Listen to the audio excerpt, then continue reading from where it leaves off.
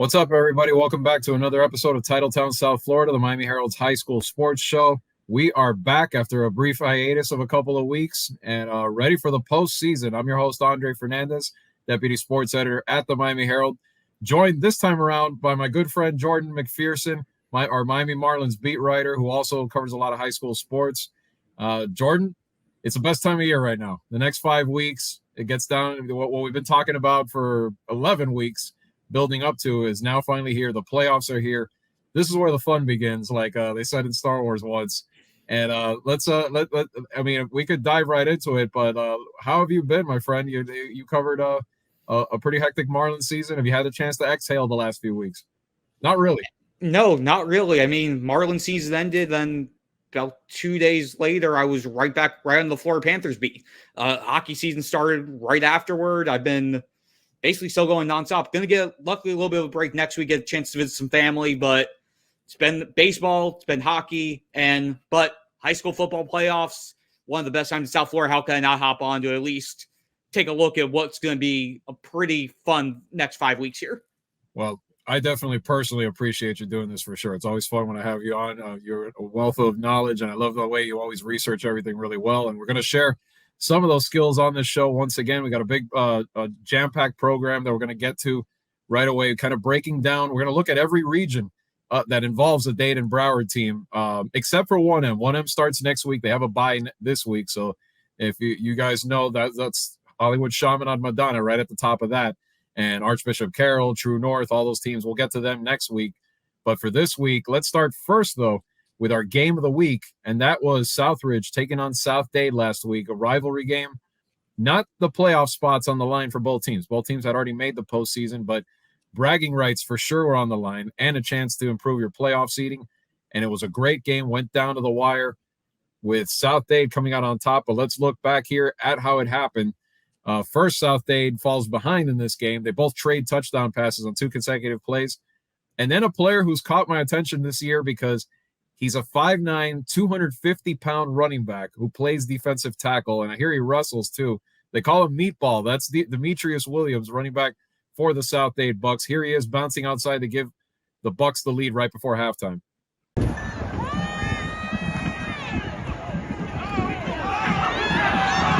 Hold it!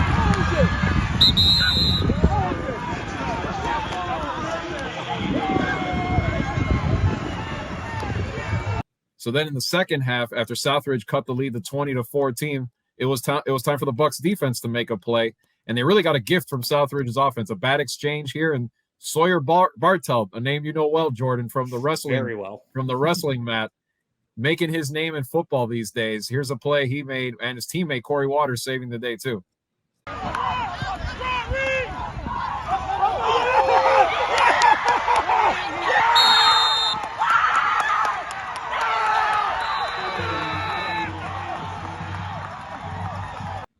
So Southridge would respond with its own big plays. Defense forced a safety. Then Spartans cut it to 26-23. And then finally, James Perrone, who a freshman quarterback for Southridge. We're going to hear this kid's name a lot in the next few years, I believe. Gives Southridge the lead here with this touchdown pass, 30-26, with only a couple minutes left.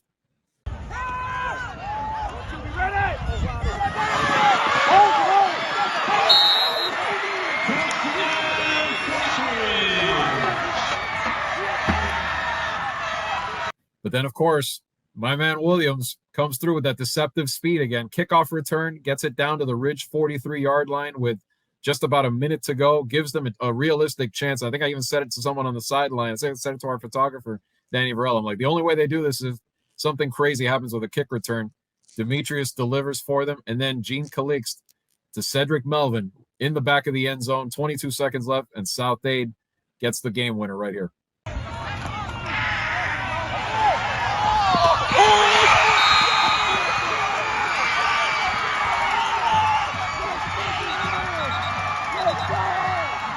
But the Bucks still needed one last stop to make sure, and Tedrick Lee came through with this game-clinching interception.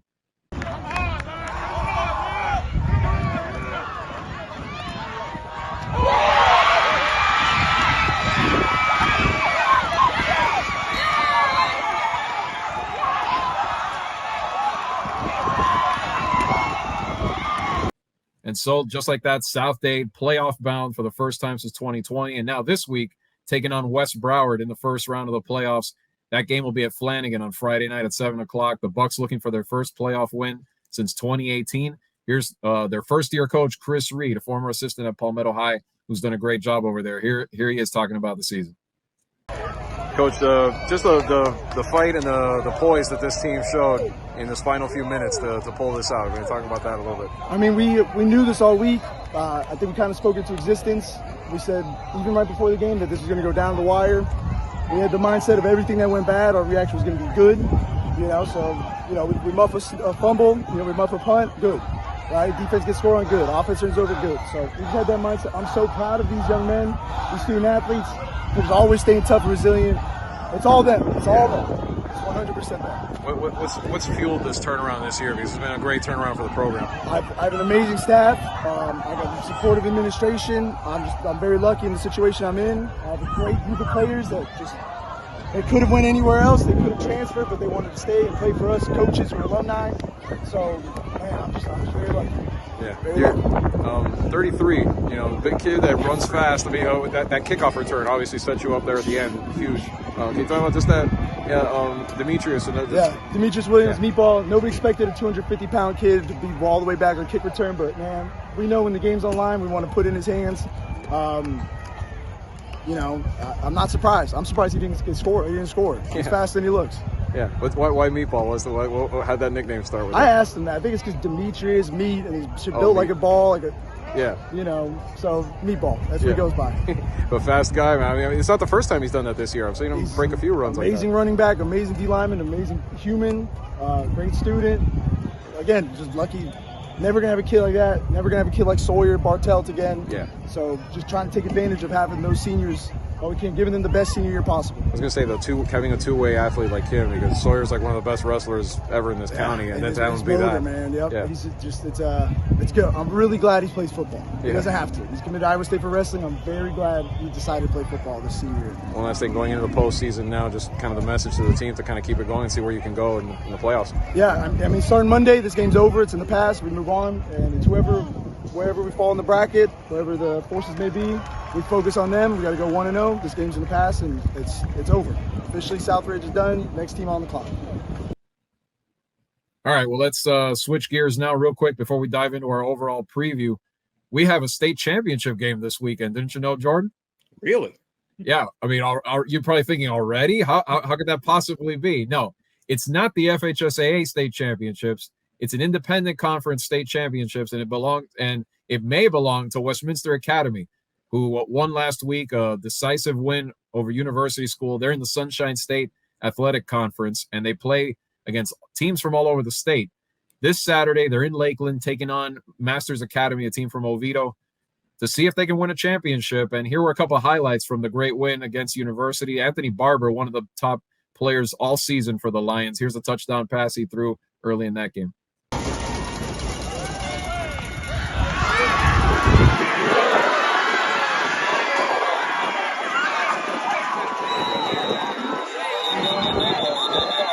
And one of the guys that's been a star for the Lions is Dwayne Wimbley. Big, tall, 6'4" kid, plays on defense as well. One of their best defensive players, but a wide receiver. He basically throws everything up to him and he gets it. Here's another example right here.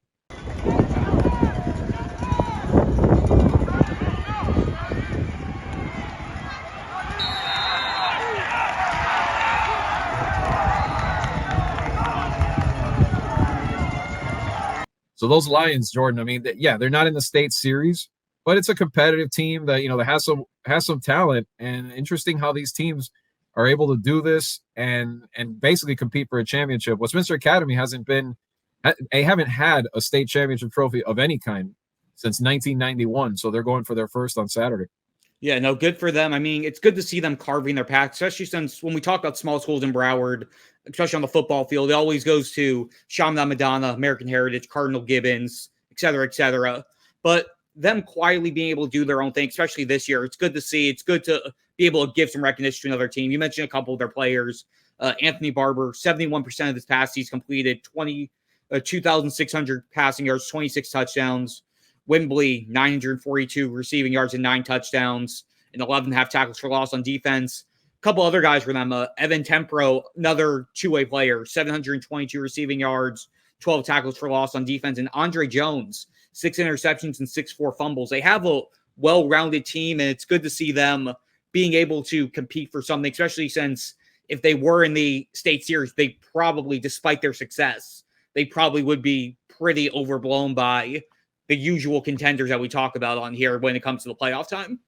Yeah, and that's the whole thing. It's just being able to compete. And also, it's funny, I was talking to the U School staff over there, and they were talking about that. I said, is there any, because they went 9-1 as well, just unfortunately lost this game, and that's it for their season. But I asked them, is there any thought of maybe jumping back in at some point? But really, when you look at the kind of roster that they have, they just physically sometimes just can't compete with some of these schools like Heritage and Chaminade. So even for safety purposes, it's good for them to compete in this league. They have some success and build off of that. So they kind of go hand in hand. And U School themselves, now that I mentioned them, a good year. They had a lot of baseball players on that team that we're going to see later in the spring. Probably do big things with Dan Rivetto and those guys over there with the Sharks. But we'll see if the Lions can bring it home Saturday night in Lakeland at the Dreadnoughts home field, though, at Lakeland High. We'll have that game Saturday night at 7:00. We'll have a coverage of it for you at MiamiHerald.com after the fact. But now let's talk about the road that begins this week to try and get to those state championships that are a month away. Remember, December 7th through the 9th at FAMU's Bragg Stadium, newly renovated Bragg Stadium up in Tallahassee. Let's see who gets there, and we're going to start our look here with Region 3-4M. And the number 1 seed, the big story there is Monarch kind of crept up all year, was closing the gap, and finally overtook and got the number 1 seed over Palm Beach Central. And that's huge because now the Knights can be at home for all 3 rounds if they do get that far. And another big development, they get their quarterback, A.J. Hairston, back. He was out for a few weeks. Yeah, and as soon as he got back, he started looking like himself. And they're 8-2. They host Stoneman Douglas this week. Those are the only 2 teams from South Florida or even from Broward in that region. The rest is Palm Beach teams. The major obstacle, though, is Palm Beach Central. But being able to host that game at home is going to be big for those Knights. We've talked about them all year. And Jordan, what we're gonna do here is we're gonna look also at maybe pick out a player that's impressed you over the course of the season, from this region. To me, it's someone I wrote about at the beginning of the year, Jabari Brady, 2026 kid. Tremendous. He's having, I think, almost 1,000-yard receiving season this year. He's really lived up to the hype. I mean, that kid alone is a big weapon for that Monarch offense. Yeah, no doubt. He's a 4-star recruit as a sophomore. Like you said, just under 1,000 yards, 7 receiving touchdowns. He's definitely a big target, and he's going to be a key with Hairston to be able to lead that offense. I'm going to go defensively on their side for Monarch. Gabriel Birnbaum, senior. He's going to FAU as a preferred walk-on. 37 tackles for loss, 15.5 sacks. He's been an anchor for Monarch on defense this year. If he's able to step up defensively, and then you have Hairston and Brady, the Hairston-Brady connection on offense, that could be a sneaky, lethal team going through the 4M playoffs. Yeah, and you wonder, last year we had a 3M All-Dade Broward, and we had a 2M All-Dade Broward final. Monarch, you never know. If they knock them off, we could be looking at another Dade Broward final in 4M. Wouldn't that be something? I mean, pretty ironic to have all 3 of them happen all the way almost in the Panhandle. But hey, that's a story for another time. Yeah. But you look at this region right now. I mean, Monarch, Douglas, second round though, and this is where the sleeper in this region to me is Lantana Santa Lucis, coached by former Champagnat coach, good old Hector Clavijo over there, doing good things at that program. So you could be looking at a Santa Lucis Monarch matchup in the second round. On the other side of the bracket, Palm Beach Central should be the top team there. They face Spanish River in the first round. Boca Raton and Jupiter squaring off on the other side. But it's looking like a Monarch PB Central final there in the regional final. And again, having it at home, that's technically not their home. It's Coconut Creek's home. Yeah. But having it nearby, I think helps. Yeah, having it on the field where you feel more comfortable definitely gives you at least a little bit of an edge, and that could usually make a difference. Exactly. And Monarch this Thursday, actually, for people that are looking to watch the Knights, remember, Thursday night at Coconut Creek. Why? Because Coconut Creek is hosting their own playoff game, which we'll get to later on Friday night down there at 7:00. Let's jump to the region that we went from one region that only has 2 to the region that has everybody from South Florida, and that's 4-4M. The Kings here still are Columbus. They are the top seed. They're hosting Goldman on Thursday night at the school. The 2-7 matchup is Doral heading to face Palmetto over at Tropical Park. And then an intriguing one here, 4 and 5, West Broward, who won their district, and therefore, despite being the 5 seed, will be at home against that South Dade team we talked about a lot earlier. And then Cypress Bay against Western, that old West Broward rivalry there, the 6-3 matchup at Western. But the favorite here is Columbus. The big development is getting Alberto Mendoza back at quarterback. We keep talking about these injured quarterbacks coming back. Here's another big one, because he had a fractured finger in the Homestead game that's kept him out since then. But he's expected to be back in this game. Even if he's not back in this game against Goldman, it would be shocking if he's not back by the second round. So I think when you look at Columbus, their offense has really sputtered since he's been out. But if they get back to the balanced team that they've been, it's a team that could run through this region pretty easily, I think. Yeah, I would think so as well. I mean, Columbus, they're stacked like always. I mean, Jose Leon is their top receiver. But defensively also is where they stand their ground. Willis McGahee, the 4th, Nebraska commit, 8 sacks. He's going to be very key for them defensively. But if they can get Mendoza back on offense, that's just a big spark, especially since after that first round, after they face Goldman in round 1, things are going to get very competitive in the regional semis and beyond. Yeah, and looking at them overall on offense, I think something I mentioned in past weeks, their running game. I mean, Cedric Irvin is a guy that they missed a lot after he graduated last year. If those guys can come through and bounce the offense even more, Adam and Ajay and Bandy, also Edward Bandy, another one that's run the ball well for them. That's the key. I think that's the key for them repeating, not only in this region, but repeating as state champions, because Palmetto's gunning for them. And while they don't have the offense that Columbus does, when Columbus is clicking on all cylinders, I think their defense is very good. So if Columbus sputters at all on offense, that could be a low-scoring, ugly game. You know, obviously right now, I think it comes down to the helmet game. Columbus kind of has that mental edge whenever they play Palmetto right now. Can the Panthers overcome that? But a lot of good players in this region. I mean, you mentioned a few of the Columbus guys. Davi Belfort for Western's had a tremendous year, like we expected him to. You know, the Virginia Tech commit, Ja'Cory Barney, the Nebraska commit for Palmetto, doing it all for them. Sawyer Bartell that we talked about, you know, the wrestling god who turned a very good linebacker. I mean, he could have a shot at being all-county in both sports this year for all we know. Devin Gonzalez, some under-the-radar guys. Devin Gonzalez has had a good year, the Cypress Bay quarterback. Has had a good season, thrown for 23 touchdown passes. Joshua Moore, the West Broward receiver, has been one of the top receivers in Broward. And Darrell Bell, and let's hand it to and Marcus Antello for Doral, but let's hand it to Goldman. We were talking about at the beginning of the year. I mean, they didn't end up at quite where they wanted to. I'm sure, you know, 4 and 5 wasn't what they were gunning for. They were thinking maybe a winning record and maybe getting a higher seed than 8, obviously to avoid the monster right away. But it's only the second time for the Gators to make the playoffs. But to me, the sleeper team is South Dade. I mean, if they can. I don't know if they can match up and beat Columbus, but it's one team that can at least maybe make some noise and get to the second round. And they played Palmetto pretty tough when they played them a few weeks ago. Who's your sleeper? Yeah, I mean, South Dade definitely makes a lot of sense. I'm going to look through from the couple Broward teams in here. I'm still, again, I feel like I say it every year, but I'm just waiting to see if Western can ever actually break through. Yeah. I mean, they went 7-3 this year. They won 4 in a row to end the regular season. But when you look at the main teams that they had to play in the regular season, they need to gut out a win against Miramar. They lost their 3 losses this year to Aquinas, Heritage, and Creek, the 3 main teams on their schedule outside of Miramar. Can they ride that winning streak to start getting some things going in the playoffs? Can they do what they need to in their one season with Dalvey Belfort? And can their defense with, again, a lot of guys who are able to swarm the football, 3 guys with 14 tackles for loss or more, Julian Mendez, a junior, leading that way, 18 tackles for loss, 8 sacks. Can they get over that hump? I don't think it's going to happen, especially since, again, I feel like Columbus or Palmetto is going to come out on top here, but they could be a dangerous 3 seed if they're able to find ways to pick it up. But I don't have as much faith in Western this year as I had in years past, but if they're in the playoffs, I feel like Coach Rack has a chance to be able to make some noise if he can push the right buttons. Well, what hurt them at the beginning of the year was losing their running back, Tavani Mizell.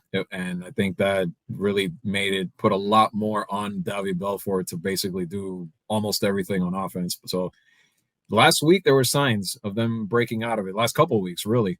So, I mean, that's the key. If they somehow can do that and their defense can play to the level that they hoped, maybe they have a shot at it, but it is going to be a tough road. Let's move on to Region 3, 3M, as we go down to the Class 3M.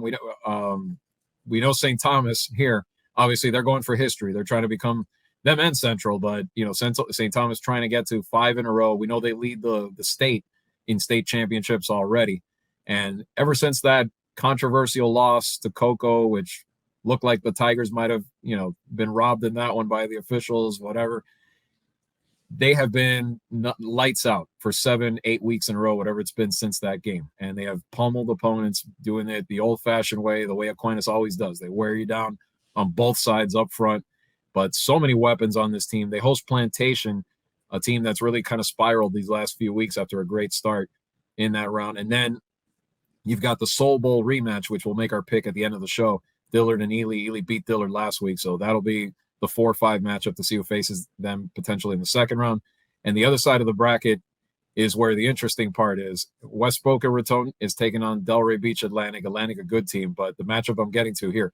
Piper, kind of a Cinderella story this year, winning a district title, the 6th seed, but that Coconut Creek team, that's the one to watch in this region, just in case. If there's anyone that could oust St. Thomas, it's that Coconut Creek team, because they are looking like a legit threat to Aquinas' reign. But before we get to that, let's talk a little about these players, because Aquinas alone, I mean, I love James Madison II. I think he's such a versatile player. He's done so much for them on the offense, just being that explosive game changer type player. He did it even in the Cocoa game, even the games that they either almost lost or did lose, like the Bosco game. He was making plays.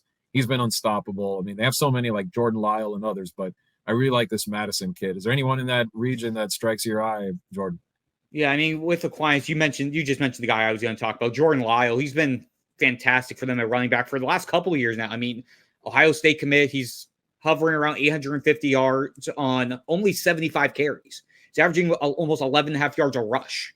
It's unreal. Again, basically, I mean, I feel like I pick a name out of a hat when I'm talking about St. Thomas Aquinas and go, yeah, this guy's pretty good. Oh, this guy? Yeah, he's good too. Oh, yeah, this guy? Oh, how could I forget about him? There's so many different guys. And then you look at their defense, Kedrick Burley. He's been steady. He's been steady for them. 18 sacks as well.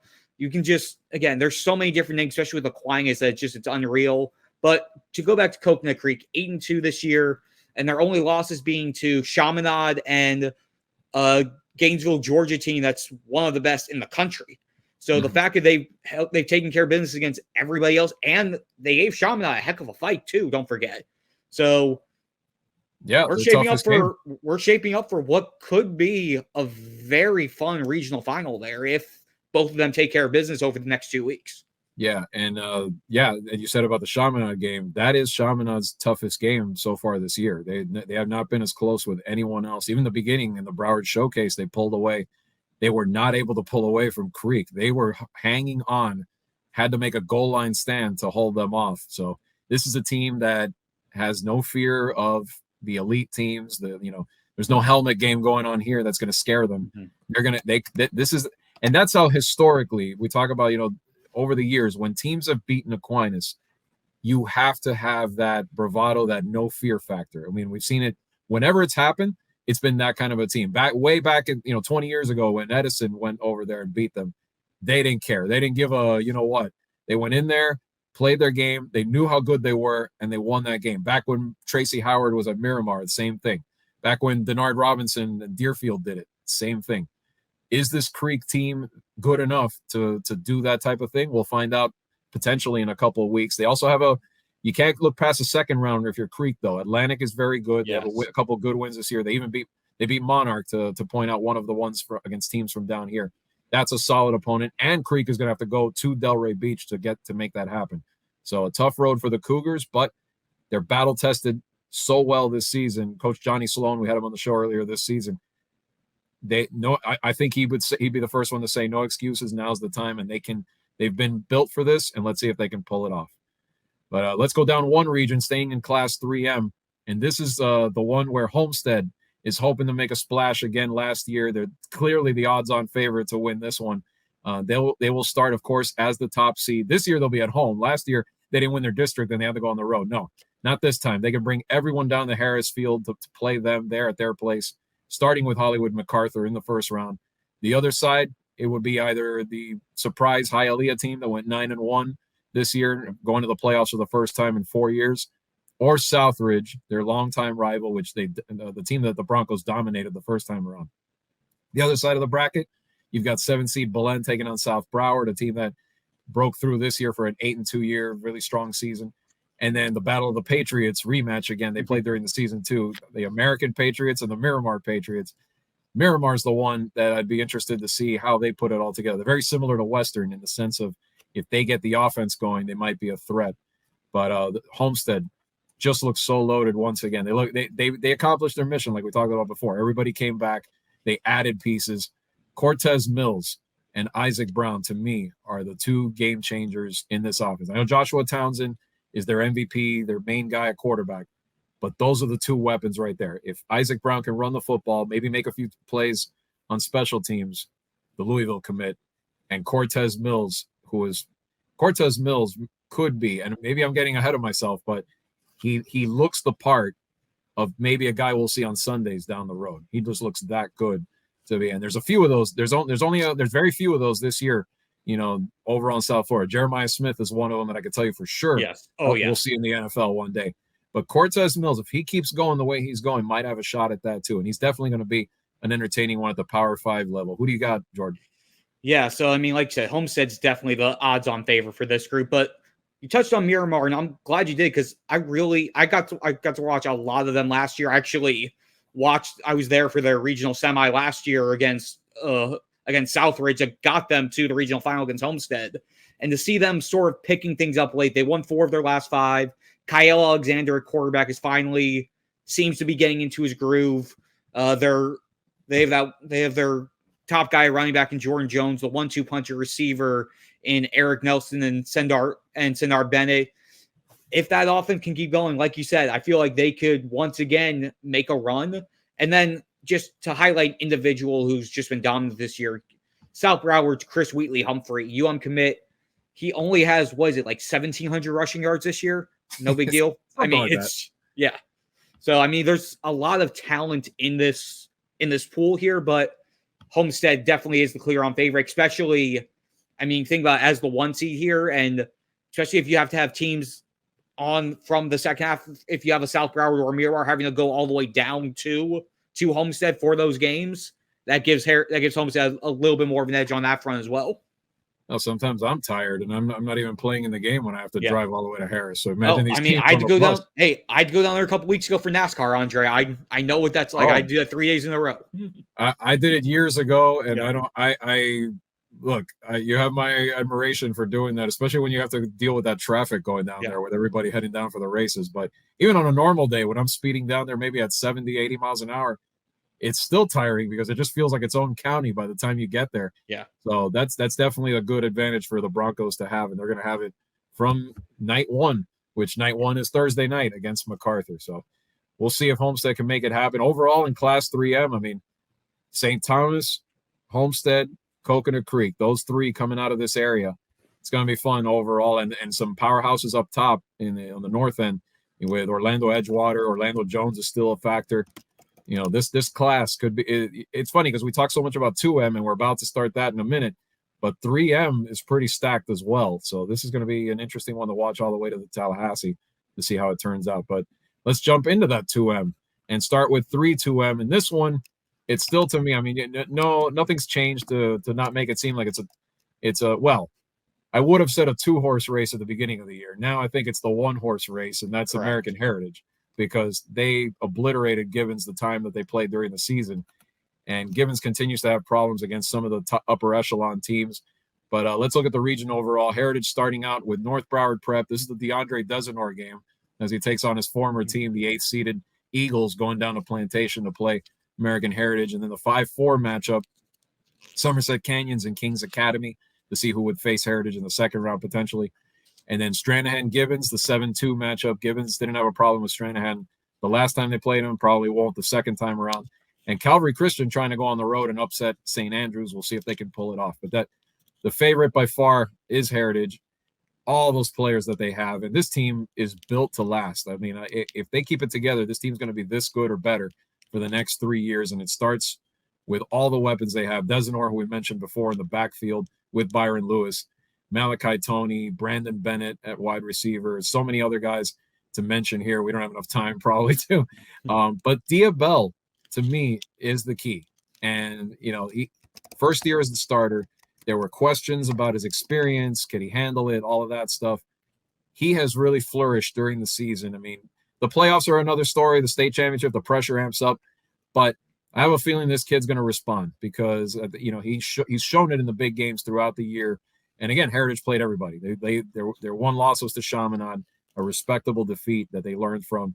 And they're geared up for another run. And it would shock me if they're not at least in the final, taking on the Dade survivor on the other side. Who do you have as far as guys that impressed you over there, Jordan? Yeah, I mean, you basically mentioned the entire crop of the offensive guys for Heritage, but I'm going to go with a few other guys on defense. You've got Marion Abraham and Omar Thornton, both with 10 tackles for loss apiece. Omar Thornton also has 5 sacks on the season. And then also in their secondary, Xavier Lucas, 4 interceptions. They've got the well-roundedness, and like you mentioned, with that offense, a lot of those guys are young. Bell's a sophomore, Malachi Toney's a sophomore, Desenor's a junior, Lewis is a junior. So what we're seeing, Bennett's a sophomore. You see all of this, and the expectation very well might be what we're seeing right now. See it again next year with them all with another full year under their belt. So to know that this is really most likely just the start of what we're going to see for American Heritage moving forward with this group, that feels dangerous. That feels really dangerous moving forward. I think, I think they go in the next season easily ranked top 5 to 10 in the country if this holds. And that they're going to add. It's not going to just stand pat. So this is this team is in position to be where Chaminade is right now for the next 2 years. And that's pretty crazy to think when Chaminade is probably not going anywhere and Central's not. And who knows, maybe if Norland keeps it together going too. I mean, that's why this area is so amazing for football. And if we talk about a sleeper, it's kind of got to call him a sleeper now just because they haven't been able to really hang with them. It would be Gibbons. But even Coach DeBuck said it the other day, it's a concern. I mean, Clearwater Central Catholic came in the other day unbeaten and kind of manhandled them. I mean, they really did. And that's 3 times that they've played a team of that tier that they just haven't been able to compete, and that's got to be a concern. I mean, I think they'll get to the regional final.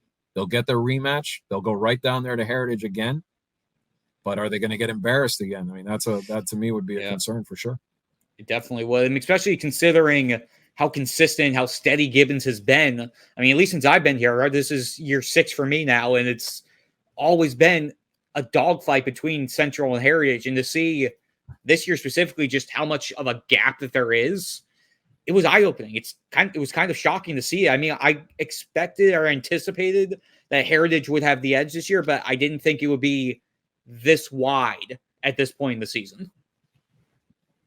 Yeah, and I don't know. I don't think they're going to get touched, Heritage. I think all the way to the regional final. all the way to the state final, and then we'll see, who they face. But let's jump to that region, and here are the contenders to see who Heritage will face, and they're coming out of Region 4-2M, and we have, at least for the regular season, we had a new king, and that was Norland, who went 10-0, grabbed the top seed, and will now face St. Brendan in the first round, a game that they should cruise. No disrespect to the Sabres, but Norland has just looked so unbelievably tough this year.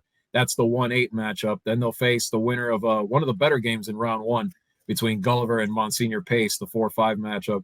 And then Central, the reigning kings, who are also, obviously, as we said before, going for history 5 in a row. They host a pretty good Miami Edison team. That could be a competitive game in the 7-2 matchup, maybe at least at first, unless the Rockets really establish superiority quick. And then the intriguing one, NMB, the 6th seed against Booker T. Washington. And the game itself, I think Booker T. will be fine. But I think one of the biggest storylines here is does Claudel Sherman, the quarterback, come back from that collarbone injury he had a few weeks ago? Because their offense has been so bad. It's been pretty mediocre since he went out. So if they can get him back, then they get right back on the level with a Central, with a Norland, where you're thinking solid contender.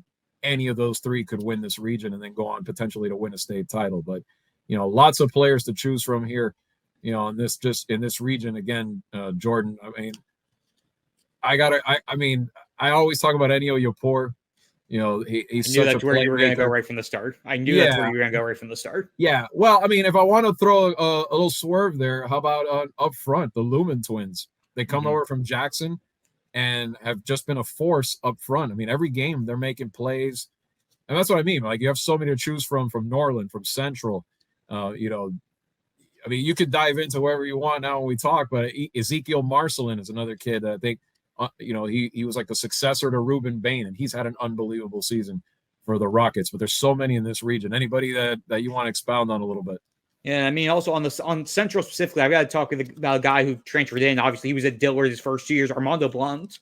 Again, He's been absolutely dominant there. 13 tackles for loss. I think he's up to 8 or 9 sacks this year. He's been to move in from being the guy at Dillard and being the force that everybody knows you're going to be going for, to being one of several guys in that front seven for Central. Central's offense in general. Vince Shavers, Armando Blunt, Javen Tillman, Otis Guyton. They have 6 or 7 guys with at least 10 tackles for loss. Central's been absolutely dominant on the defense front. You mentioned Ennio Yapor, who was going to be the guy I was going to try to highlight on the Norland side, but again, they have between him. Go ahead. No. It just when you look at Norland, I remember us talking before the season started when you talk about all the transfers coming in and if it was going to work, and then to see it all play out the way it has, just to see the collective effort of so many different guys from so many different schools and teams coming together and forming this team that at this point now looks like they could be that team that makes it all the way, and to make it to the point where we look through and when we talk about sleepers for this region and going, I never thought I'd say, could Central actually be classified as a sleeper in their region? You never would have thought that entering the season, and yet here we are. And Ennio Yapor, as you mentioned at the top of this region group, 70% completion rate, 18 touchdowns to 4 interceptions, plus 7 touchdowns rushing. He's got 3 quality receivers that he goes to in Joaquin Reed, Isaiah Scott, Jade Card, all of them with at least 500 yards. Norland just to see how quickly they were able to make that jump, and knowing that was their goal, that was their ultimate purpose for this year when they brought all these different transfers in, to see it pay off. Hats off to them. Yeah, these guys were called mercenaries. They were called renegades. It was like, the bot team, I guess you could say. And they gelled. And really the win over Booker T did a little bit for them to come back and kind of win it, when it looked like they were going to get beat late in the fourth quarter. But the real galvanizing win was the Central win, because they were down 20-0. And here comes the narrative. They're not ready for Central. Yeah, they're frauds, etc. All of a sudden, this was not pulling it out of your backside. This was a solid. They overpowered Central in the second half. And yes, it came down to a field goal. There were some special teams issues on both sides. And it was really a 50-50 game. But at that result, and if you saw the way that team just looked at the end after winning that game, after surviving that 2-game gauntlet, but especially winning that game, because when you target a team from the start, like from February, and you say, we're gearing up to beat this team, like this is our absolute mission right here, and then you pull it off, it's a huge confidence builder. Now, that all being said, they have to do it again potentially in 2 weeks, and that's a whole nother story. And you can't count out the Rockets, because this coaching staff goes back to the Northwestern days. They know how to win. They've been there, done that, and they have lost those types of regular season games before and still come back and won the title when it counted. So definitely, yes, you could sort of label Central a sleeper, but not really still. To me, it's kind of still the sleeper. To me is Booker T too, because it just depends on the quarterback play. If Sherman really is going to come back, that would be an amazing comeback. I really thought he was gone for the season, and they were going to have to figure it out. Then it becomes a 3-horse race. And then if we looking at this region, just to kind of wrap up this thing, it plays out to where those two are going to have to tee off against each other in round 2. And then the survivor gets Norland. So that's how huge that win was for Norland too, because it put them in that position where they already knew we won't have to face both of you again, just one of you. And that is tremendous for them through this playoff run. Yeah, no doubt. Again, it's just going to be, again, looking through all of this. Is it Thursday yet? Can we just get to the games at this point? I mean, again, you've got me hyped up, Andre. Let's just go. Why do we have to wait another couple days for this? This is why I ask you to come on this show, because then, you know, the problem is our company gives you too much to do, and I can't get you out to a game anymore. You're always at the rink, you're always at the baseball field, but we'll get you out there. Hopefully, maybe state semifinal round, and then you get to see some of the best games. So, but anyway, let's before we jump to our picks of the week. Remember, next week we'll go over Class 1M. They had a bye this week. For those of you who might have not seen me say that at the beginning, they have a bye through they have one less playoff round than the other classes do. So we will dive into Chaminade and Archbishop Carroll, True North, and Palmer Trinity, Westminster Christian, all of that, and Avant-Garde Academy, I think is the only other one I'm forgetting, next week. But Players of the Week polls are out. As usual, you can vote at MiamiHerald.com. Vote as many times as you want. They're not behind the paywall. Vote to who you think was the most deserving player of the week from last week. We have some good ones this week. That guy Sawyer Bartelt, he had over 10 tackles, had a sack, had that fumble recovery we showed earlier in that win over Southridge. Frank Montijo from North Miami Beach scored all 4 touchdowns to lead the Chargers to that 24-18 overtime win over American. That's probably the reason that the Chargers are alive and playing Booker T this week. If they wouldn't have won that game, maybe Northwestern sneaks into the playoffs. So Frank Montijo, big ups to him and getting that victory for the Chargers. Vote for him as well. And then we've got non-football candidates here. Some good ones. Gia Color-Guerra shot a 1 under 72, won the one-hole playoff against American Heritage in golf. And that's always saying something when you can beat one of their golfers. She won the regional title, and she's headed to state. In the swimming pool, Reese Rosenthal won the state championship in the 100 breaststroke, helped out on the relays, and led the Raiders to a state runner-up finish in 2A.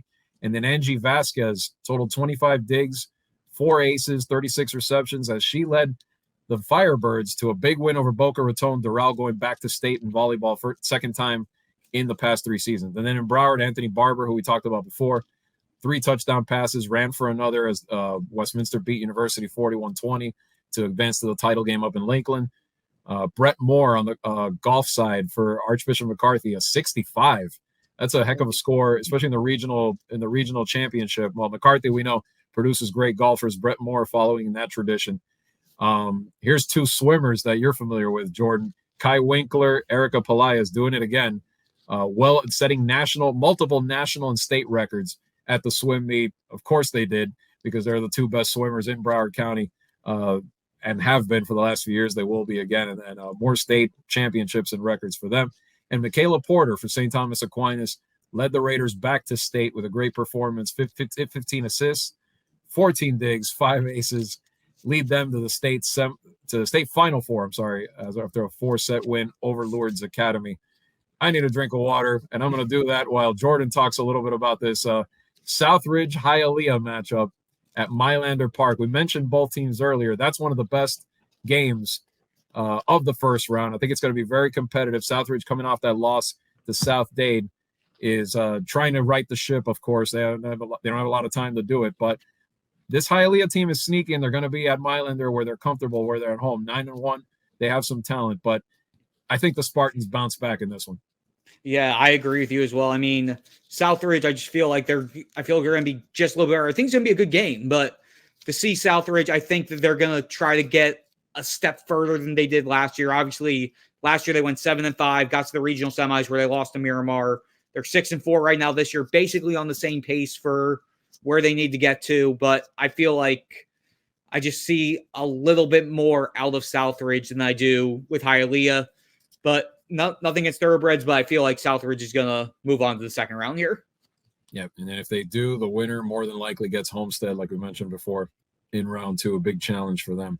Let's go to Travis Powell on Friday night, where we had that Central Edison game. I guess Central, I see that, shout out to Uncle Luke and Luther Campbell. The Red Raiders have had a good season. They had a first win over against Northwestern in a long, long time. That was a big win to highlight one big moment during that year, a playoff year, getting that program back on its feet. They were in a position to really contend for a state title a few years ago. I think Coach Luke is starting to take steps to get them back there. But these Rockets, I think now they're hell-bent on proving they're still the Kings, and I don't think they're going to have a problem in this one. Yeah, I have to echo you again there. I mean, with Edison, they're one of the teams that what really was a casualty when everything got moved down into the Metro Suburban. Again, they were in 3A. Obviously, they had Chaminade that they would have to go against in that 3A bracket, but at least it would give them a chance, would have given Edison a chance for a path to a regional final, depending on how things see it out back then. Now it's basically, for them, it's as great as Edison has been, as great as much as Uncle Luke has been, Luke Campbell's been able to make that program since he took over. It just makes that almost every matchup that they face once they get to the playoffs, it feels like an uphill battle, because they're going to be anywhere from that 4 to 7 slots. And now with them being in the sevens and having to go up against Central, the number 2, it just puts them in the bad spot just because of just how stacked that region is. So Edison, I know they're going to put up a fight, but Central's going to be too much to handle. Yeah, and now we go up the state to that game up in Lakeland. We had to pick the state title game, of course, as far as one of our picks. Westminster Academy trying to bring a trophy home of that caliber for the first time since 1991. So, we can now bring in our weekly, what we do during the Marlins podcast of the I Feel Old department. I was 12 years old. Where were you, Jordan, in 1991? Not born yet? I was not born yet. No, my brother was born that year, though. My older brother was born that year, though. There you go. No, again, 1994. I turned 29 later this month, everyone. There you go. Of course. So, I was in, 7th grade, I guess, at Champagnat back then. Anyway, meanwhile, the Lions trying to win this against, I don't know much about Masters Academy, but the bit I've read, they seem very similar. Explosive offense, playmaking, opportunistic, turnover creating type defense. So this could be either a high-scoring game, or if both teams make a lot of mistakes. I just can't see Westminster playing a low-scoring game. They have too much offense, and I feel like even if there are turnovers, even if both teams turn the ball over 4 times, it's going to lead the points, and this is going to be a shootout. And Westminster's experience in in those types of games this year, I think they pull it off. I think they're going to have some hardware to bring home. Good for Aaron Walhoff and those guys to finally do something. What do you think? Yeah, no, I mean, I trust in Anthony Barber. I trust in him to be able to guide that team to where they need to go. I feel like he's going to make the right plays at the right time. Yeah, I think it's a state championship game, so anything could happen. I feel like it's going to be a close game, but I think Anthony Barber down the stretch is going to make the key plays that they're going to need to be able to come out on top. And finally, the Soul Bowl. Whenever we can say the Soul Bowl during the postseason, it's always interesting. Last year we had that opportunity. It's interesting how Dillard and Ely, this is 2 years in a row that they've gotten to play twice, because last year it was a little further. It was in the second round. This year in the first round, because they're the 4 or 5 in the region. Very good game last week. Ely ended up on jumping all over Dillard early, built a 19-point lead. Then they had to hang on for dear life to win 33-28. I don't think it's going to be like that. I think I expected a defensive struggle last week. I think we get it this week. This could be, I think I picked it 14-12. This could be like that 7-6 variety. I think when these teams get down and really this intensifies, it could really come down to just like one key possession, one key turnover, something like that. I expect that type of game. I went with Ely only because I think they're playmakers, and I saw that their quarterback had a good game. And they just have a lot of weapons. I think Dillard's a little on the younger side when it comes to that this year after losing big CJ Chris Johnson from last year. But this is such an even rivalry that it could easily flip. What do you think? Yeah, no, honestly, I flipped the coin beforehand and it came up Dillard. But I feel like I can argue either side. I mean, Ely, just to see what they've done this year again. Ely went 8-2 this year. Dillard went 5-5. But again, these two teams, when they play, just anything can happen. And my gut said Ely, but when I flipped the coin, I said it came up Dillard, so I'm going to roll with that. Go with Dillard. That way we can both, at least one pick, we can each make a little difference, see who ends up on top on that one. But either way, not much of a reward. The winner gets Aquinas on the road in the second round, so good luck with that. But it's still the Soul Bowl, still a lot of tradition in Broward, and hopefully it's a fun game, a safe game for everybody involved, and ends up being one of the better ones this week. I think we both agree that it probably will be. Yes. But with that said, we appreciate everybody watching and listening. Remember, you can watch this both at MiamiHerald.com and on YouTube. Please download on YouTube as much as you can. Subscribe to the Herald channel and check out all our shows. Jordan and I co-host the Fish Bites podcast as well on that one. But you also got shows for the Miami Heat, Miami Hurricanes, Miami Dolphins, and of course, Inside Inter Miami with myself and Michelle Kaufman. So again, thanks everybody for watching. We will be back throughout the postseason, bringing you up, recapping what happens in each round and looking ahead to the following round and going over some recruiting as we're getting close to, not just for the state championships. We really should start to mention we're getting close to signing day. Yeah. Always an exciting time of year. So we'll mix in some recruiting in the coming weeks talking about that. But for Jordan McPherson, my friend, thank you for joining me, co-hosting this episode, and hope to see you again in the coming weeks, at least look one more time maybe, and get you out to a football field soon. But for Jordan, I'm Andre Fernandez. Thank you, everybody, once again, and we'll see you next time on Titletown, South Florida.